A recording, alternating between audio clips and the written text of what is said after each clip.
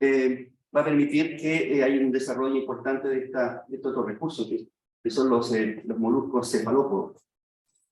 Entonces, el tipo de diversificación de la cultura, y en el caso de la cultura de pequeña escala, tenemos un proyecto FIC, en una fase, todavía no lo terminamos, pero da cuenta un poco de que también pensamos que tiene que haber un nexo entre lo que es la diversificación de la agricultura, los avances científicos que se han alcanzado hasta la fecha en la producción de juveniles de pulpo, con la posibilidad de que este conocimiento también sea transferido a los pescadores artesanales. Nosotros tenemos acá, este Enterotopo megalociatus, el pulpo del sur. Tenemos, por otro lado, un pulpo enano, que se distribuye a lo largo de todo el país, un recurso interesante, no obstante es de tamaño adulto. Y aquí tenemos un gigante, no tenemos acá en el sur del Pacífico, sino que es en el norte del Pacífico, es el Enterotopo toflaini, pesa 50 kilos. Hay una diferencia importante entre las diferentes especies, pero ahora lo que nos va a ocupar es esta especie, que es el pulpo rojo patagónico, que se distribuye desde la séptima región al sur, Magallanes, y luego da vuelta por el lado del Atlántico Sur. Un tema importante es cómo ha ido funcionando, cómo han ido los desembarques de pulpos, ¿no es cierto? En el pulpo que vemos es primero en 2008, un gran porcentaje de toneladas desembarcadas, luego ha habido una caída, ¿no? Una caída muy brusca, pero sin embargo hay un tema de sobrepesca que no hay que soslayar. Voy a centrarme en los aspectos críticos que hemos tenido para lograr el objetivo. El objetivo era, a través de distintos proyectos, Fondesit, lograr producción de juveniles de pulpo.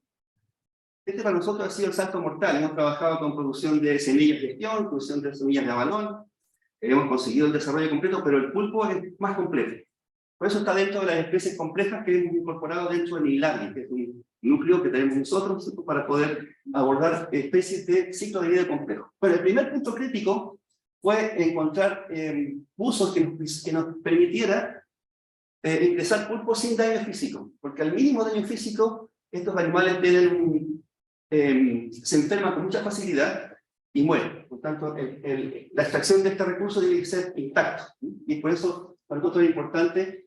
Esto lo sacamos de buzos de Ancur, ¿sí lo ven? Se llevan al laboratorio y ahí se viene con el proceso. Bueno, el otro aspecto importante es la conducta reproductiva. Estos animales tienen una conducta muy diferente a los topos vulgaris. Yo diría que son un poco más románticos que la especie europea, en el sentido de que hay un cortejo especial de toqueteo, ¿no es cierto? Y de baile en torno a la hembra, por parte del macho, para lograr fecundarla. Realmente el tercer brazo derecho del macho que ingresa en la glándula pubiductal de la hembra para fertilizar. Luego, si ustedes se fijan, al final, el tercer brazo derecho del macho se mantiene, ¿no es cierto?, en la glándula que ven acá, se mantiene fertilizando a la hembra durante el periodo, digamos, de cortejo. El tercer brazo derecho corresponde a este, y aquí ustedes tienen, ¿no es cierto?, que esta es la glándula oviductal, que ven acá, es donde transfiere los espermatóforos, ¿no?, con los espermios del macho hacia la hembra. De esta forma la hembra va fertilizando los huevos, una vez que los va colocando, coloca huevos en racimo y los va fertilizando. Generalmente las hembras producen entre 1000 y 5000 huevos, estamos hablando de Enterotopo megalociatus, durante el cuarto al sexto mes de acondicionamiento. Acondicionamiento significa que hay que estar alimentando a la hembra hasta que alcance el desarrollo gonadal. La conducta de la hembra, una vez que madura, ¿no es cierto?, lo que tiene que ver con las gónadas, se concentra en una guarida, ¿no es cierto?, y ahí empieza una fase de puesta de huevos, que puede demorar una semana o 10 días. El programa de acondicionamiento reproductivo permite en la actualidad que un 67% de las hembras alcancen la maduración con puestas exitosas. Aquí no tenemos un punto muy crítico desde el punto de vista de que sí se puede lograr madurez bajo condiciones controlables. Luego viene lo que es la incubación de los huevos. En este caso, de acuerdo con la literatura, era difícil que se pudiese incubar los huevos sin la presencia de la hembra. Pero bueno, la única forma de poder evaluar, ¿no es cierto?, el efecto de la temperatura y otros factores ambientales era separar los huevos, una cantidad importante de huevos, y hacer los experimentos para saber cuáles son las tasas de crecimiento, a qué temperaturas tenemos mejores eclosiones. Y por eso nosotros lo que hacemos es tomar estos racimos y suspenderlos con nylon en el tanque, con flujo laminar, de tal forma de generar una respuesta, una conducta similar a la que tiene el pulpo en la guarida. El pulpo va oxigenando con el sifón, echando agua, ¿no es cierto? Y mantiene a los huevos en movimiento. Ese péndulo es importante desde el punto de vista que disminuye la probabilidad de que se infecten con bacterias, ¿no? Mientras que si fuera estático, la probabilidad de infección aumenta. Esa es lo que nosotros pudimos aquí imitar, ¿no es cierto?, la conducta que tenía. Aquí está. Bueno, y el segundo punto crítico corresponde a obtener huevos embrionados. No fue fácil, hubo varios intentos, que al principio no embrionaban, porque no había fertilización. Y eso era porque utilizábamos un macho y una hembra. Tuvimos que hacer un cambio ahí, ¿no es cierto? Ofrecer a la hembra un macho por día, en este caso 3, para aumentar la probabilidad de fertilización del huevo. A partir de ese momento ya empezamos a embrionar, y eso fue un siguiente punto que pudimos resolver.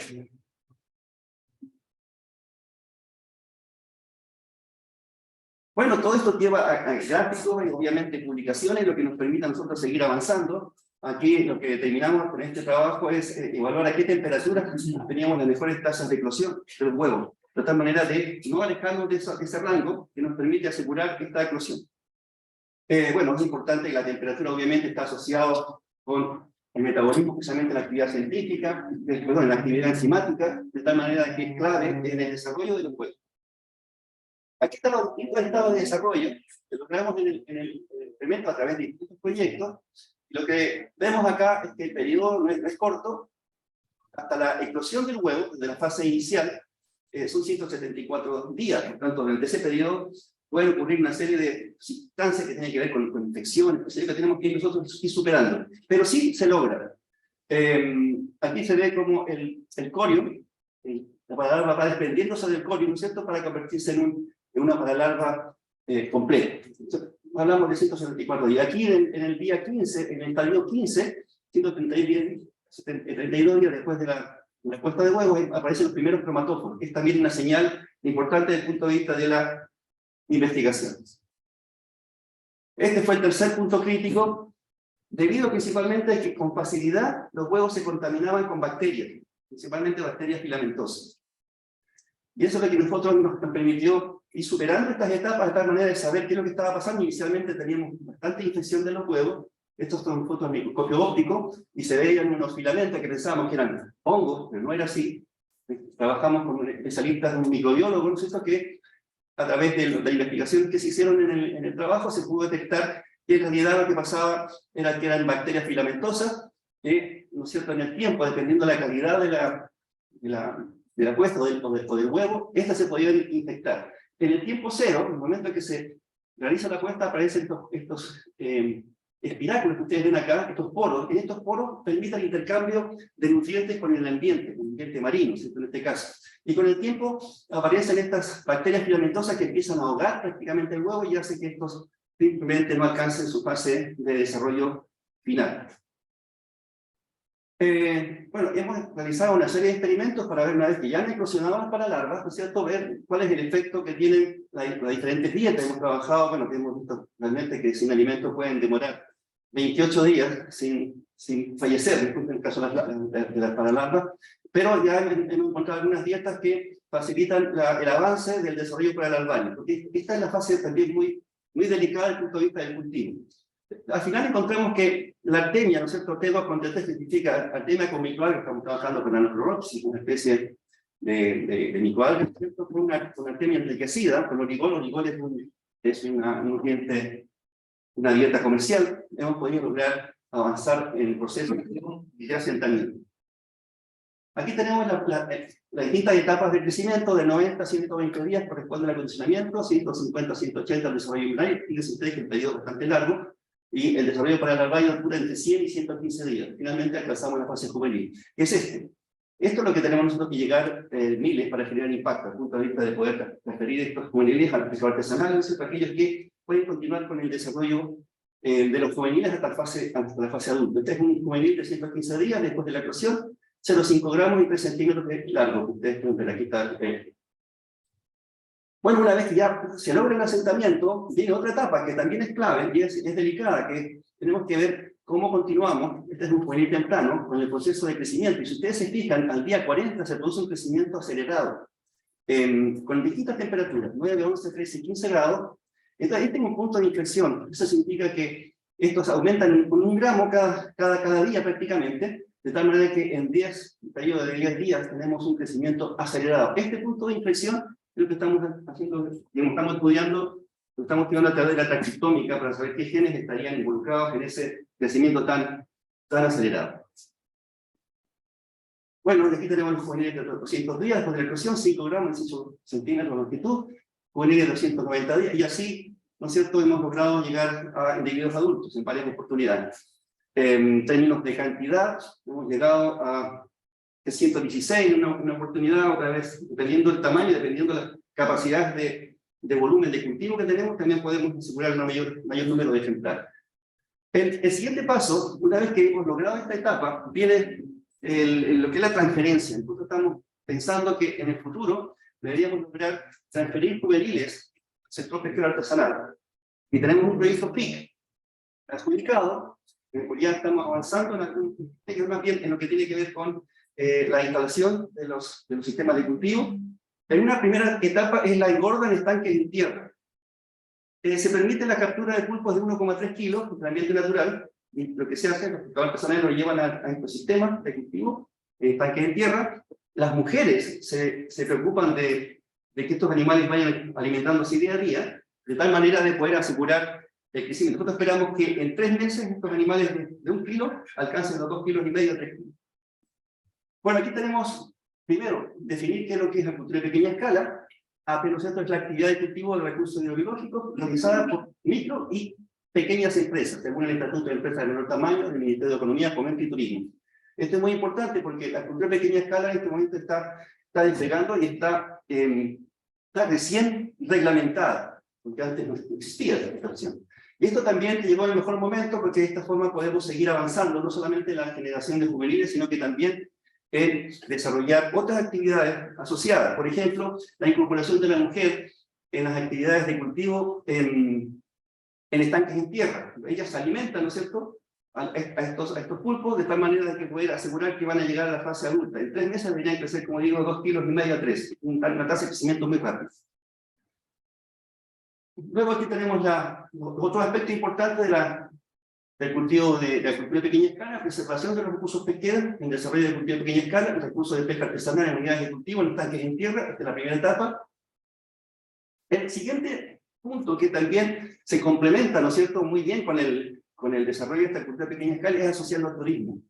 Sabemos que estos animales son muy interactivos con las personas y que pueden interactuar con facilidad. Ya se ha hecho en otras partes del mundo. Aquí tenemos en el hatching, ¿cierto?, los estudiantes cómo se sorprenden cuando ven al pulpo y lo tocan, qué sé yo, y realmente existe una buena interacción. El turismo con intereses especiales permitirá acercar al turista y a la comunidad a las especies marinas, como en el caso del pulpo, que es una especie que es capaz de interactuar con el pulpo. Esto lo vimos nosotros en un centro en Hawái, donde se veía cómo interactuaban los pulpos. Es un centro de biología marina, de investigaciones, donde nos veían que no había mucha atracción, hasta que lograron colocar esos estanques externos, ¿cierto? Lograron que la gente se interesara, ¿no es cierto?, en ver esta interacción tan interesante que tenían los pulpos. El otro aspecto importante que está incluido acá es la equidad de género, donde las mujeres pescadores artesanales tienen una actividad dentro del proyecto que está a cargo de la elaboración y suministro de alimentos para el recurso de cultivo. O sea, significa que ellas se preocupan de alimentar a los pulpos diariamente, durante ese periodo de 3 meses, en 3 packs más o menos. Aquí tenemos las capacitaciones que está haciendo la municipalidad, que participa en nuestro proyecto, la señora que están capacitándose desde el punto de vista de generar liderazgo, ¿no es cierto?, de tal manera de que sean capaces de hacerse cargo de esta actividad. Es una actividad no fácil. Aquí está la capacitación, estamos dando los certificados a los tanto jóvenes, hijos de pescadores, como a la señora, certificados de capacitación. Durante la pandemia, si ustedes se explican, justamente nos agarró toda la pandemia, tuvimos que lograr mantener interesados a las mujeres, ¿no es cierto?, para que fueran a las clases online, se les hizo. Y bueno, se les dio un certificado, que tenemos representantes de la Municipalidad de Ancud, entregando también certificado. El otro aspecto, aquí tenemos lo que fue el lanzamiento del proyecto, que fue el 16 de marzo, el día anterior se cerró, partió con la pandemia, y ahí tuvimos un día, de comillas, con relativa suerte, para poder realizar este lanzamiento del proyecto. Teníamos aquí personas, pescadores artesanales principalmente, los 35.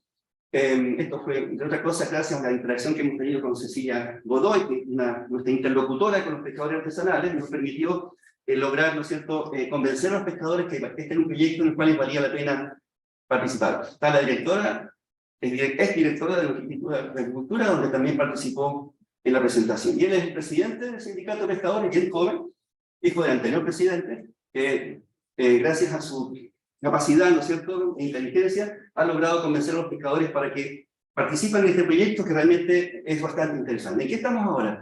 Aquí estamos en el sector, ahí están instalando los muertos, ¿no es cierto?, para sujetar la tubería que toma el agua de mar. Estamos haciendo un hatcher en un laboratorio. Ahí están las firmas, tienen que ellos, cuando asisten a estas reuniones, tienen que firmar presencia, de tal forma de que asegurar que realmente están interesados en el proceso. Aquí están los estanques, ahí está Jorge, y aquí están armando los muertos para fijar las tuberías al mar. Esta es la estructura, que están llegando los estanques para armar este centro. Aquí están distintas vistas del...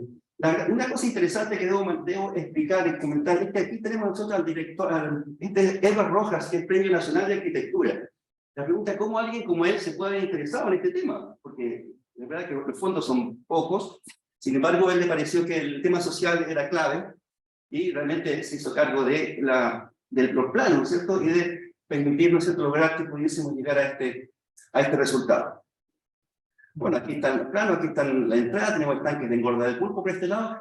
Por otro lado tenemos aquí los estanques de interacción con el turista, donde van a estar los pulpos acá, ¿no es cierto?, se les va a dar algunos juguetes, cosas que generen interacción con la gente. Y aquí tenemos el hall, donde se les va a explicar de qué se trata, ¿no es cierto?, lo que van a ver, aspectos biológicos del pulpo, etc.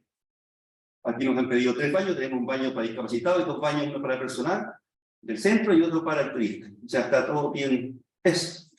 Yo solamente quería presentarles que estamos trabajando, vinculando, ¿no es cierto?, lo que es la cultura de pequeña escala a través de la obtención de juveniles de pulpo, para en el futuro generar la transferencia de estos juveniles al sector pesquero artesanal y ellos continúen con el proceso de engorda. Eso.